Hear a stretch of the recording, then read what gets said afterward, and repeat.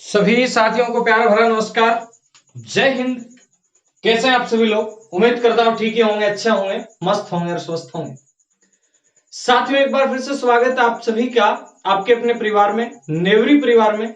और स्वागत करने के लिए तैयार हमेशा की तरह आपका होस्ट, आपका दोस्त, आपका भाई विजेंद्र सिंह नेवरी।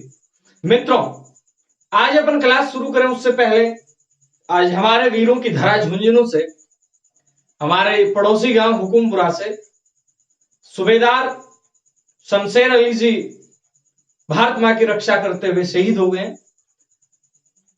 शहीद को नमन, उनके माता पिता को नमन कि शमशेर अली जैसे बहादुर बेटे को जन्म दिया। और हमारा झुंझुनू वैसे जाना जाता है वीरों के लिए, जाबाजों के लिए। देश में अगर सबसे ज्यादा कहीं शहीद होने वालों का जिक्र आता है, सबसे ज्यादा कहीं मातृभूमि के लिए प्राण न्यौछावर करने वालों की बात आती, हमारा झुंझुनू सबसे आगे मिलता है। इस वीरों की धरा झुंझुनू से आप सभी को प्रणाम। साथियों, राजस्थान पुलिस की एग्जाम डेट पे आ चुकी। जिन्होंने तैयारी शुरू नहीं की वो अब भी कर दें, अभी भी समय है।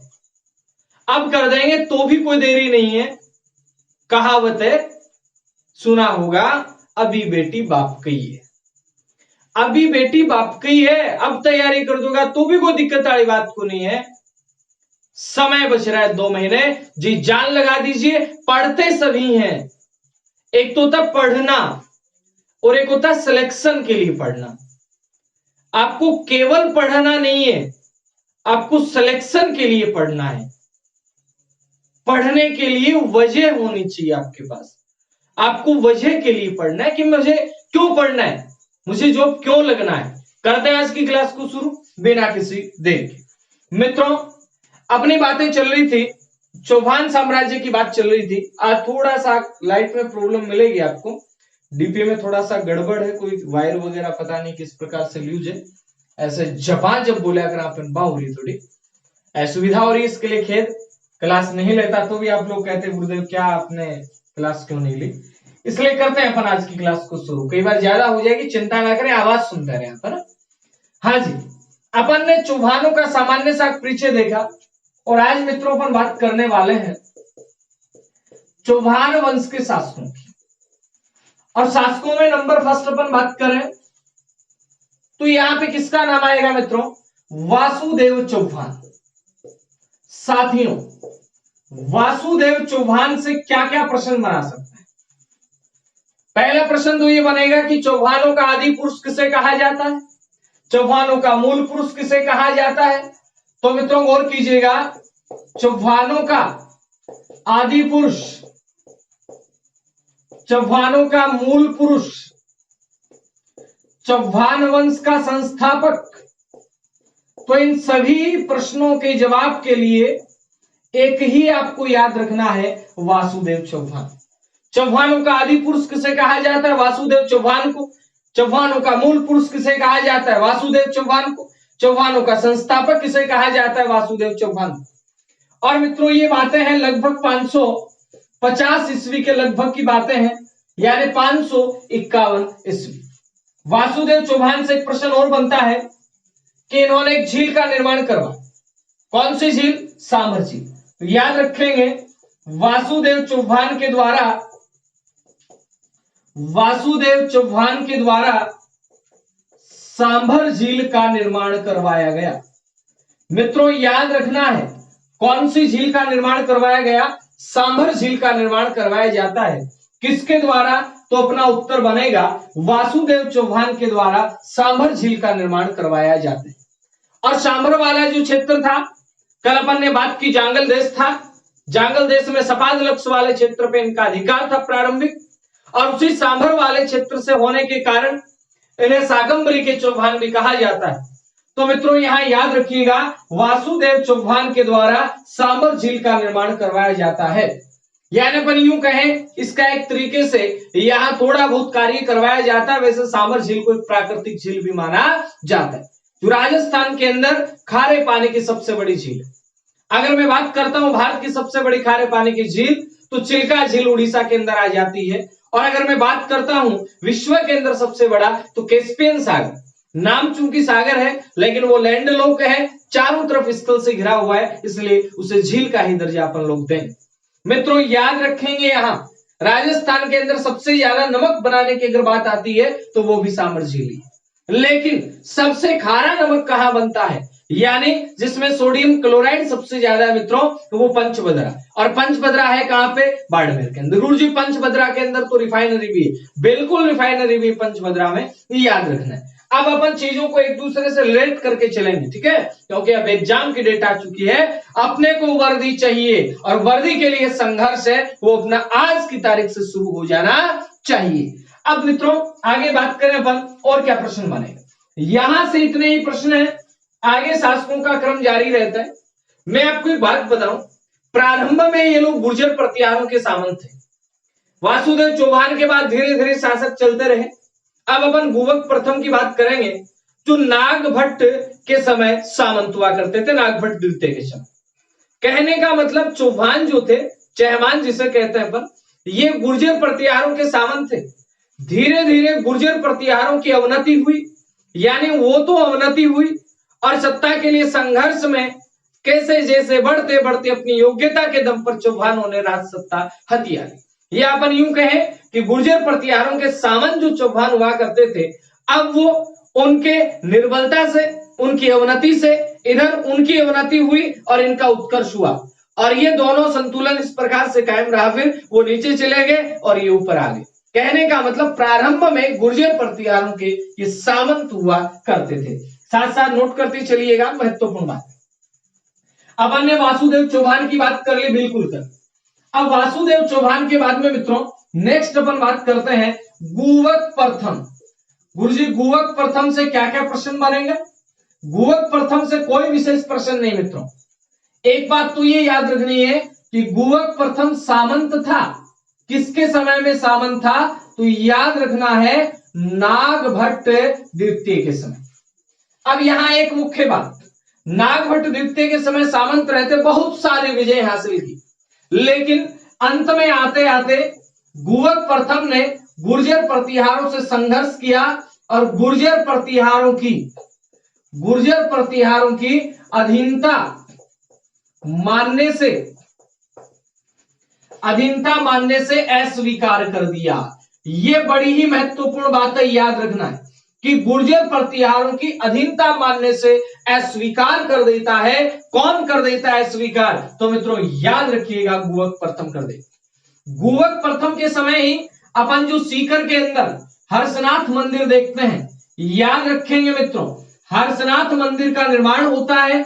आपको कई जगह सिंहराज नाम मिलेगा। सिंहराज के समय उस मंदिर को अपन कहें पूर्ण रूप से बनवा दिया जाता है, लेकिन मंदिर निर्माण की जो शुरुआत है मित्रों वो हर्षनाथ के समय से हो जाती है, सॉरी गुवक प्रथम के समय से हो जाती है। यहां एक ही बात, गुर्जर प्रतिहारों की अधीनता मानने से अस्वीकार कर देता है गुवक प्रथम, और हर्षनाथ मंदिर का क्या करवाता है मित्रों, निर्माण करवाता है। अब गुवक प्रथम के बाद में इसके उत्तराधिकारी बहुत सारे आए, और उनमें से एक जो मुख्य निकल के आया आगे चल के, वो था सिंहराज। कौन था मित्रों, सिंहराज। याद रखना, पहले अपन ने क्या पढ़ा, वासुदेव चौहान। वासुदेव चौहान के बाद में कौन आया, गुवक प्रथम। और मित्रों गुवक प्रथम के बाद में अब मुख्य, ये क्रम से नहीं है, मतलब है तो क्रम से, लेकिन बीच में छोटे मोटे और बहुत सारे चले गए है ना, वाकपति है, विग्रहराज प्रथम है, द्वितीय, बहुत सारे आएंगे जाएंगे। अपने को एक तो याद रखना है वासुदेव चौहान, फिर गुवक प्रथम। अब मित्रों नेक्स्ट जो आता है वो आता है सिंहराज, यानी अब जो शासक बनता है सिंहराज बनता है। और सिंहराज के समय मित्रों संघर्ष की स्थिति पैदा होती है, और वो संघर्ष की स्थिति पैदा होते हुए और कहां तक पहुंच जाती है, स्वतंत्रता तक पहुंच जाती है। यानी मैं यूं कह सकता हूं कि गुर्जर प्रतिहारों से अलग होकर, यानी अब उनका सामंत का काम नहीं करेंगे, अलग होकर स्वतंत्र सत्ता स्थापित की। स्वतंत्र सत्ता स्थापित करने का जो सबसे प्रबल प्रयास होता है स्थापित की, अब वो किसके समय होता है मित्रों, सिंहराज के समय होता है। महत्वपूर्ण प्रश्न है कि गुर्जर प्रतिहारों से संघर्ष चला और उसके बाद में स्वतंत्र सत्ता हासिल करने का जो भरपूर प्रयास किया गया और अंततः स्वतंत्र सत्ता हासिल की, और वो किसके समय? तो मित्रों याद रखेंगे सिंहराज के समय। किसके समय? सिंहराज। अब मित्रों सिंहराज के बाद में आगे बात करते हैं। सिंहराज का ही पुत्र, सिंहराज का ही पुत्र एक आता है, नाम सुना होगा आपने, विग्रहराज। लेकिन ये विग्रहराज द्वितीय, विग्रहराज प्रथम है वो पहले ही जा चुका है, चर्चा तो नहीं की, कोई महत्वपूर्ण नहीं था, अपन ने चर्चा नहीं की। अब विग्रहराज सेकंड से क्या प्रश्न याद रखना है मित्रों? पहला प्रश्न ये याद रखना है कि जो अपने चौहान थे, चौहानों का शुरुआती जो दौर था, उस शुरुआती दौर में जो विग्रहराज द्वितीय थे ये प्रतापी शासक थे। कैसे मान ले प्रतापी शासक थे? तो मित्रों याद रखें, जिस समय राजस्थान में चौहानों की सत्ता थी उस समय मित्रों याद रखना है, जैसे मैं आपको बताऊं, यहां मैं थोड़ा सा एक मैप बना देता हूं। ये अपन देख रहे हैं राजस्थान वाला क्षेत्र, यहां चौहान थे, गुजरात में चालुक्य थे और मालवा में मित्रों परमार थे। याद रखना है चौहान, चालुक्य, परमार। परमार मालवा एमपी वाले क्षेत्र में, गुजरात वाले क्षेत्र में चालुक्य थे और अपने यहां पे कौन थे? चौहान थे। तो यहां चालुक्य शासक था एक, और चालुक्य शासक का नाम था मूलराज। याद रखना है, क्या याद रखना है? चालुक्य शासक, चालुक्य शासक मूलराज, इसको मैं, है ना? चालुक्य शासक मूलराज फर्स्ट को हरा देता है। अब चालुक्य शासक मूलराज फर्स्ट को जैसे हराया, उसके बाद विग्रहराज ने क्या किया? भड़ोन जो गुजरात में पड़ता है वहां पे आशापुरी माता का मंदिर बनवा दिया, और उसी आशापुरी माता को चौहान जो लोग हैं वो अपने कुल देवी के रूप में, आराध्य देवी के रूप में पूजते हैं। याद रखना है मित्रों, क्या याद ये रखना है कि भड़ोच में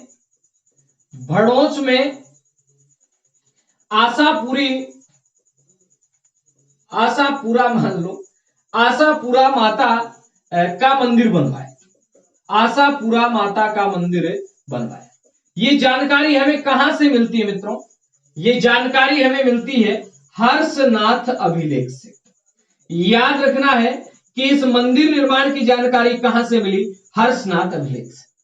और विग्रहराज जो द्वितीय था, इसने नर्मदा नदी तक अपनी अश्व सेना से, नर्मदा नदी तक अपनी अश्व सेना से विजयी अभियान चलाए। ये याद रखना है कि इसने नर्मदा नदी तक अपनी अश्व सेना से, अपने घोड़ों की सेना से क्या चलाए मित्रों? विजयी अभियान चलाए। किसकी बात कर रहे हैं अपन? विग्रहराज द्वितीय। तो विग्रहराज द्वितीय से क्या प्रश्न बना? याद रखना है। प्रश्न पहला बनेगा कि शुरुआती शासकों में जो प्रतापी शासक थे वो ये थे, और चालुक्य शासक मूलराज फर्स्ट जो था वो किसके समकालीन था? विग्रहराज द्वितीय के समकालीन था। विग्रहराज द्वितीय किसके पुत्र थे मित्रों? सिंहराज के। और इन्हीं के समय में याद रखना है इन्होंने नर्मदा नदी तक का जो क्षेत्र था उसके ऊपर अपना राज था वो कायम कर लिया। अब मित्रों अपन चलते आगे, आगे जैसे अपन बढ़ेंगे विग्रहराज के बाद में, विग्रहराज के बाद में विग्रहराज द्वितीय का पुत्र आप पढ़ते हैं पृथ्वीराज प्रथम। अभी पृथ्वीराज तृतीय नहीं आए जिन्हें अपन राय पिथोरा कहते हैं, वो नहीं है, ये है पृथ्वीराज प्रथम। अब मित्रों आगे की कहानियां किस प्रकार बनती हैं देखते चलिएगा, इसका स्क्रीनशॉट आप लोग ले लीजिएगा। चले आगे चलते हैं। तो साथियों देखिएगा, अब अपन बात करें नेक्स्ट जो शासक है वो कौन है। साथियों देखें, समझें और एक एक बात को आराम से तसल्लीबस देखते हुए चलें। अपन ने पढ़े शासक, शासक में भी अपन ने पढ़ा एक नंबर पे क्या पढ़ा? वासुदेव चौहान। वासुदेव चौहान के बाद में मित्रों अपन ने बात की गुवक प्रथम। गुवक प्रथम के बाद में मुख्य शासक सिंहराज। सिंहराज के बाद में मित्रों कौन सा आ गया? विग्रहराज। विग्रहराज द्वितीय। और मित्रों विग्रहराज द्वितीय के बाद में जैसे आगे चलेंगे, आगे एक और कई से शासक आएंगे, और अब आएगा मित्रों विग्रहराज तृतीय। और विग्रहराज तृतीय के बाद में अब जो शासक बन रहे हैं मित्रों वो है पृथ्वीराज फर्स्ट। कौन है? पृथ्वीराज फर्स्ट। पृथ्वीराज फर्स्ट से क्या बातें याद रखें? पृथ्वीराज प्रथम, एक महत्वपूर्ण जो बात याद रखें, 700 चालुक्यों की विशाल सेना को हराया। 700 चालुक्यों की विशाल सेना को हराया। कहां हराया मित्रों? पुष्कर में हराया। ये याद रखना है। हराने का मतलब बड़ा प्रभावी शासक थे, प्रभावी शासक थे, इसीलिए मित्रों इन्होंने उपाधियां ली। क्या क्या उपाधि ली? महाराजाधिराज, महाराजाधिराज, परमेश्वर और परम भट्टारक, याद रखना है। यानी इन्होंने कौन कौन सी उपाधियां ली? महाराजाधिराज, परमेश्वर, परम भट्टारक, इन उपाधियों से नवाजा जाता है पृथ्वीराज फर्स्ट को। अब अपन जिस मुद्दे की बात करेंगे मित्रों, पृथ्वीराज फर्स्ट के बाद में अब जिसका नाम आता है वो है अजयराज। और अजयराज से जैसे जैसे आगे चलेंगे अब जो प्रश्न है अपने कंपटीशन में आने वाले वो ज्यादा महत्वपूर्ण होते हुए चले जाए। प्रश्न यहां तक भी महत्वपूर्ण है लेकिन अब प्रश्न जो है वो ज्यादा महत्वपूर्ण होते हुए चले जाएंगे। यानी मैं पृथ्वीराज फर्स्ट के बाद में मित्रों अब लिख सकता हूं अजय राज। यानी अब हम जिस शासक की बात करेंगे मित्रों वो है अजयराज। अर्णोराज नहीं, अजयराज। अजयराज के पुत्र आएंगे अर्णोराज, याद रखना है। पहले अजयराज है, बाद में अर्णोराज है। तो मित्रों ये अपन पृथ्वीराज फर्स्ट की बात की। पृथ्वीराज फर्स्ट जो है इनके पुत्र कौन है? अजयराज। अब अजयराज से गुरुजी क्या क्या प्रश्न बन सकते हैं? अपन सभी प्रश्न बनाते हैं। नाम है अजयराज। अजयराज से प्रश्न बना, पहला प्रश्न क्या? चौहानों के साम्राज्य निर्माण का काल। चौहानों के साम्राज्य निर्माण का, इधर इसका स्क्रीनशॉट ले लीजिएगा, मैं थोड़ा हटा देता हूं ना, थोड़ा ज्यादा लिख लेंगे। वासुदेव चौहान, गुवक फर्स्ट, सिंहराज, विग्रहराज द्वितीय, तृतीय, पृथ्वीराज फर्स्ट और अब कौन है मित्रों? अजयराज। तो यहां याद रखना अपने को कि चौहानों के साम्राज्य निर्माण का काल, चौहानों के साम्राज्य निर्माण का काल, यह महत्वपूर्ण बात याद रखनी। और मित्रों ये मैं नहीं कह रहा, ये गोपीनाथ शर्मा के अनुसार चौहान साम्राज्य के निर्माण का जो काल माना जाता है वो माना जाता है मित्रों अजयराज के काल। इसका मतलब निर्माण का काल है, यहां तुर्क आक्रमण भी होते हैं मित्रों। और याद रखना है तुर्कों के विरुद्ध सफलता हासिल की, तुर्कों के विरुद्ध सफलता हासिल की। अब यहां एक आपके मन में प्रश्न आ रहा होगा कि गुरुजी आना सागर झील का निर्माण अजयराज ने करवाया था या अर्णोराज ने करवाया था?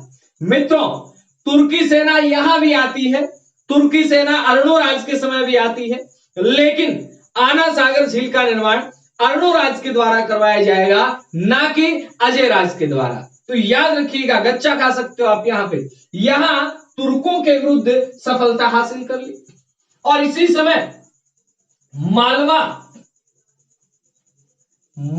के परमार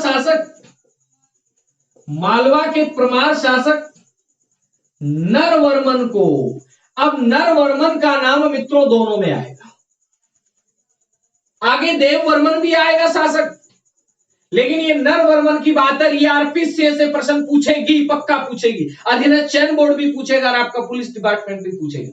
अजयराज के समकालीन जो आपका परमार शासक था वो कौन था? तो वो मित्रों नरवर्मन था। नरवर्मन को पराजित करके उसके सेनापति, अब ये कलहण नहीं है भाई साहब, सेनापति सलहन को बंदी बनाया। ये कलहण नहीं है, ये है सलहन, बंदी बनाया। किसकी बात कर रहे हैं अपन बात कर रहे हैं अजय राज ने तुर्कों के विरुद्ध सफलता हासिल की, उसके बाद मालवा के परमार शासक नरवर्मन को पराजित करके उसके सेनापति सलहन को बंदी बना। और इसी के साथ उज्जैन जो था, इन परमारों का एक मुख्य स्थल था, उज्जैन पर क्या कर लिया मित्रों, अधिकार कर लिया। प्रश्न आ सकता है, उज्जैन है वो अधिकार क्षेत्र में आ गया था किसके समय, अजय राज के समय अधिकार कर लिया। और इतना बड़ा शासक हो गया था, किसने अपनी रानी के नाम पर चांदी के सिक्के चलवा दिए थे। तो याद रखिएगा, रानी सोमलेखा के नाम पर, मित्रों याद रखना, रानी सोमलेखा के नाम पर, रानी सोमलेखा के नाम पर चांदी के सिक्के चलवाए। याद रखना है, सिक्के चलवाए। किसके नाम पर चलवाए जी, रानी सोमलेखा के नाम पे। अब जब चांदी के सिक्के चलेंगे तो निश्चित है टकसाल भी बनानी पड़ेगी, और टकसाल बनानी पड़ेगी तो कोई नगर भी बसाना पड़ेगा। तो याद रखिएगा 1113 ईस्वी के अंदर, कब की बात हो रही है, 1113 ईस्वी के अंदर अजमेर नगर को बचाने का जो काम करता है साथियों, वो काम कौन करता है, अजय राज करता है। तो याद रहेगा ना, अजमेर नगर किसने बसाया, अजय राज ने, ना कि अरुणोराज ने। तो याद रखना है क्या, 1113 ईस्वी में अजमेर नगर बसाया। 1113 ईस्वी में मित्रों अजमेर नगर बसाया जाता है, किसके द्वारा, अजय राज के द्वारा। अब अजमेर नगर बसाया, साथ में टकसाल बनवा दी। किस काम के लिए बनवाई टकसाल, सिक्कों के लिए बनवाई। अब टकसाल के साथ एक और बात याद रखनी है आपको, यहां पे एक दुर्ग बनवाया जाता है मित्रों, और दुर्ग का नाम आता है अजय मेरू दुर्ग, जिसे अजय मेरू दुर्ग कहा जाता है, जिसे गढ़ बिठली कहा जाता है, जिसे तारागढ़ कहा जाता है, जिसे राजस्थान का जिब्राल्टर कहा जाता है। बिशप एवर ने कहा था ये राजस्थान का जिब्राल्टर है, जिसे राजस्थान का जिब्राल्टर कहते हैं, जिसे राजपुताने का हृदय कहा जाता है, जिसे राजस्थान का मक्का कहा जा सकता है, जिसे राजपुताने की कुंजी कहा जा सकता है। अब वो तारागढ़ दुर्ग है, वो किसने बनवाया मित्रों, वो बनवाया आपके अजय राज ने। क्या बोला मैंने, राजस्थान का जिब्राल्टर किसे कहा जाता है, अजय मेरू दुर्ग को। तारागढ़ दुर्ग किसे कहा जाता है, अजय मेरू दुर्ग को। तारागढ़ कहते क्यों है, तारागढ़ इसलिए कहते हैं मित्रों, जो उड़ना राजकुमार था पृथ्वीराज सिसोदिया, पृथ्वीराज बहुत सारे हुए, पृथ्वीराज राठौड़ भी हुए। पीथल पाथल जब सुनेंगे अपन तब करेंगे चर्चा। वेली कृष्ण रुक्मणी, जिसे दुर्साढ़ा ने 5वें वेद की संज्ञा दी है, गागरोन किले में रहते हुए जिस पृथ्वीराज राठौड़ ने, वो आपका रचित राय सिंह नाम सुना होगा आपने, उसका भाई, वो पृथ्वीराज राठौड़ था। एक पृथ्वीराज सिसोदिया की चर्चा कर रहे हैं, मेवाड़ के अंदर राणा सांगा का जब जहां जिक्र होगा वहां अपन चर्चा करेंगे। और यहाँ चौहान वंश में अपन पृथ्वीराज किसकी बात करते हैं, तृतीय की। और एक जयपुर के कछवा राजवंश में पृथ्वीराज कछवा भी आता है। तो मित्रों अपन बात कर रहे हैं अजमेर वाले तारागढ़ को तारागढ़ क्यों कहते हैं, पृथ्वीराज कछवा ने अपने रानी के नाम के ऊपर, ताराबाई के नाम के ऊपर इसमें महलों का निर्माण करवाया, इसलिए इसे कहा जाता है तारागढ़। तारागढ़ से कहानी और आती है, जब अपन मालदेव पढ़ेंगे, मारवाड़ का इतिहास पढ़ेंगे, तो मालदेव की शादी हुई थी उमादे के साथ, और उमादे के साथ शादी हुई। शादी वाली रात ही उनकी गड़बड़ हो गई, अनबन हो गई, और उस अनबन को देख करके उमादे है अब वो जोधपुर से कहां आ जाती है मित्रों, अजमेर आ जाती है। जोधपुर से अजमेर आ जाती है और अजमेर आके रहती है। उसके बाद पीछे से पता चलता है, महाजन राजा भेजते हैं कि बुला के लाओ रानी साहिबा। रानी साहिबा आ भी जाती है, लेकिन सभी रानियों के द्वारा फिर से एक व्यक्ति को भेजा जाता है। मैं करूंगा चर्चा जब मालदेव की बात करूंगा। फिर वो जाके रानी के स्वाभिमान को जगा देता है, और रानी को जाके कहता है, रानी साहिबा आ गए, आप बुला गए। आगे तो बोले क्या बात है, बोले आ गए, बोले आ गए। बोले मान रखे तो पीव रखे तजमान, दो दो वायद ना निभे एक खंबू दो ठान। कि रानी के करे मान रखे तो पीव तज, और पीव रखे तजमान। मान रखे तो पीव रखे तजमान, दो दो वायद ना निभे एक खंबू दो ठान। कि महारानी दो दो वायदा को निभा करे के तो पियाजी नहीं राख ले और के तेरो स्वाभिमानी राख ले। और रानी वापस रूठ के चली गई। रूठी रानी, याद रखना है मित्रों, रूठी रानी का महल कहां पे, तो याद क्या आएगा, रूठी रानी का महल तारागढ़ के अंदर। रूठी रानी की छतरी कहां, तारागढ़ में। एक रूठी रानी का महल अपन पढ़ेंगे और कहीं भी है। घोड़े की मजार कहां पे है, तारागढ़ में। नाना जी का झालरा कहां पे है, तारागढ़ में। मीरान साहब की दरगाह कहां पे है, तारागढ़ के अंदर। तो ये तारागढ़ की बातें अपन ने की। ये तारागढ़ बनवाने वाले राजा कौन थे मित्रों, अजय राज थे। इसका स्क्रीनशॉट लीजिएगा, फिर आगे चलते हैं अपन। और तारागढ़ की बातें तो अपन किलों के अंदर भी करेंगे। शाबाश बेटा, है ना। चलें आगे, चल भाई भैया आगे ले पाए स्क्रीनशॉट। तो ये थे अजय राज। तो भाई साहब अजय राज ने तारागढ़ बनवा दिया। अब तारागढ़ बनवाने के बाद में लास्ट में पता नहीं क्या वैराग्य जग गया अपने पुत्र अर्णोराज के, अपने पुत्र अर्णोराज के पक्ष में राज सिंहासन त्याग के चले गए। खुद तपस्या करने के लिए पुष्कर नगरी में आ गए और राज सिंहासन दे आए अपने पुत्र अर्णोराज को। अजय राज का पुत्र कौन था मित्रों, अर्णोराज था। याद रखने वाली बात है, ना कि अर्णोराज का पुत्र अजय राज था। बाप बेटा उल्टा सुल्टा ना कर दियो भाई, ठीक है नहीं। नरवर्मन था, प्रमाण शासक था, ये बात भी अपने को याद रखनी। अजमेर नगर किसने बसवाया था, अजय राज। अब मित्रों बात आती है अर्णोराज की। गुरुजी अर्णोराज से क्या क्या प्रश्न बनेंगे। पहला प्रश्न तो बना, इनकी उपाधि थी महाराजाधिराज। इन्हें कहा जाता था परम भट्टारक। गुरुजी पीछे भी पढ़ गए, कोई दिक्कत नहीं भाई साहब, और पढ़ लो, कहां दिक्कत है परमेश्वर। उसके बाद महत्वपूर्ण पॉइंट जो याद रखना है, तुर्की सेना के संहार के बाद चंद्रा नदी के पानी को रोककर, संहार के बाद सीधा लिख देता हूं। और अगर आपको झीलों की कंप्लीट जानकारी लेनी है तो आप राजस्थान की झीलों नाम से प्लेलिस्ट में वीडियो है, वो देखिए आराम से। आना सागर झील का क्या करवाया मित्रों, निर्माण करवाया। तुर्की सेना के संहार के बाद में आना सागर झील का निर्माण किसने करवाया, तो अपना उत्तर आएगा अर्णोराज ने करवाया। नेक्स्ट प्रश्न मित्रों फिर आएगा।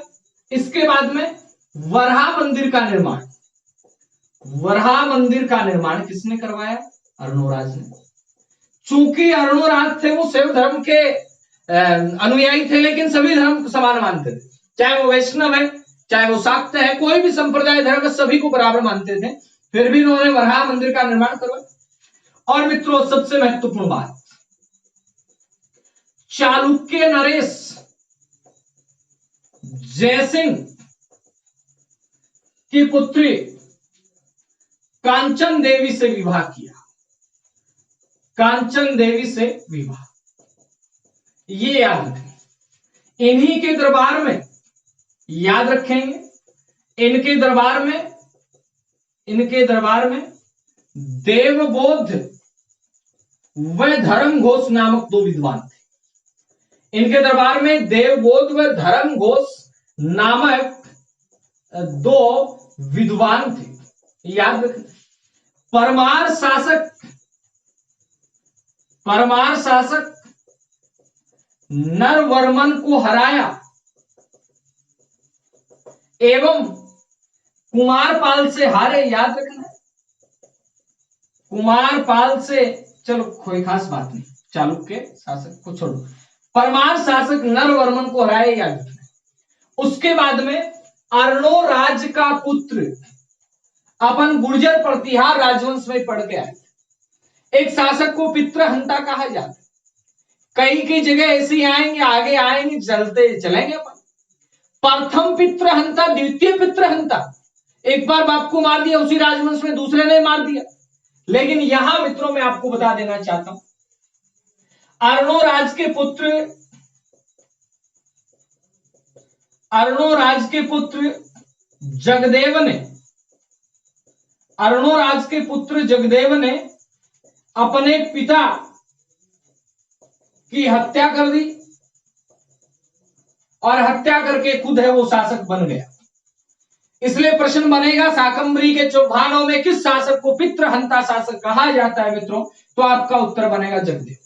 यानी अर्णोराज की हत्या ये कौन करता है? जगदेव चौहान करता है। इसलिए चौहानों का जो पितृहंता कहा जाता है मित्रों, वो कहा जाता है किसको? जगदेव। अर्णोराज की मृत्यु हो जाती है। अर्णोराज की मृत्यु के बाद में इसके पुत्रों में उत्तराधिकार के लिए लंबा संघर्ष चलता है।